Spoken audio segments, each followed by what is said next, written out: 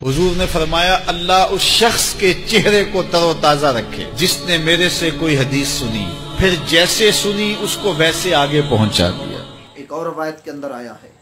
कि नबी सल्लल्लाहु अलैहि वसल्लम ने फरमाया, मुसलमानों को अजियतें न दो,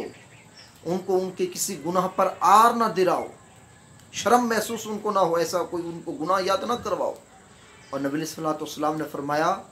किसी के छुपे हुए गुनाह की जुस्तजू में ना रहो कि इसका ये छुपा हुआ गुनाह मुझे मिल जाए, मैं लोगों के अंदर उछाल कर इसकी इज्जत के साथ खेलूं। तो नबी सल्लल्लाहु अलैहि वसल्लम ने फरमाया, जो किसी मुसलमान की पर्दाशुदा और छुपे हुए गुनाह को उछालने के लिए उसकी जुस्तजू में रहता है,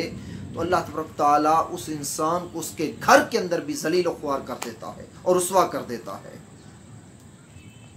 तो एक ये सोशल मीडिया का गलत इस्तेमाल अहादीस नबविया के ज़रिए कि पर्दापोशी का हुक्म दिया गया है। हम क्या करते हैं,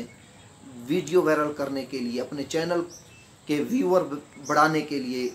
और दीगर चीज़ें हासिल करने के लिए हम जो है वीडियो को वायरल